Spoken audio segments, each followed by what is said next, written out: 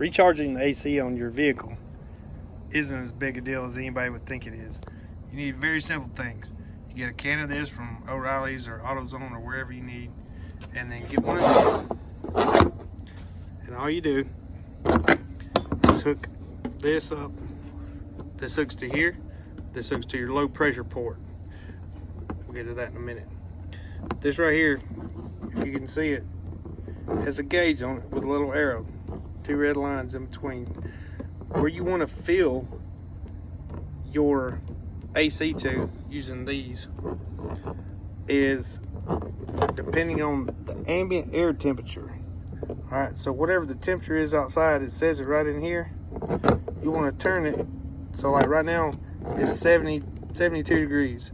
So we want to turn it until that meets about 72 degrees.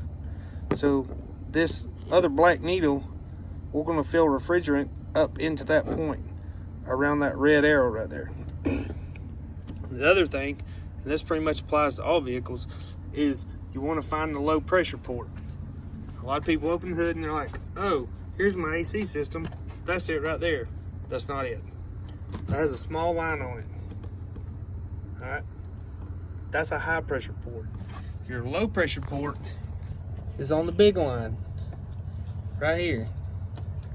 So all you have to do is spin that little cap off,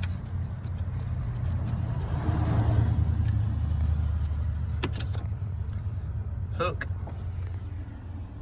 this end to the low pressure port, that end to the can, turn the vehicle on, and get it up to operating temperature. If you don't know what operating temperature is, it's the temperature between those 2 little lines right there. See that? Looks like an L. When that needle gets up in there, it's actually on the other side, but same principle applies. If it's in this zone, that means it's the operating temperature. Turn your AC on, wide open, as fast as it'll go. And if you have rear air, turn it on wide open, and then you go hook to the low pressure port. And when you hook to the low pressure port, you start dispensing it, you will turn this little knob, and that opens the can up to let it flow in. When you turn that and it starts to flow in, you want to run it, that pressure, that line up into right there, about that arrow, somewhere in between there, because there's variations in degrees, obviously.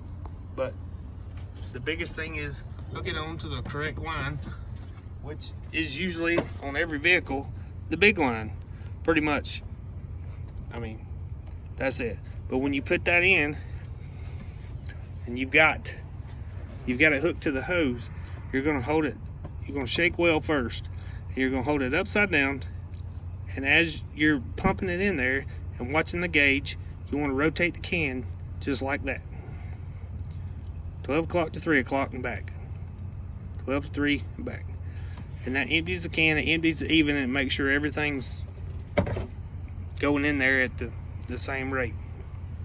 Okay, thanks.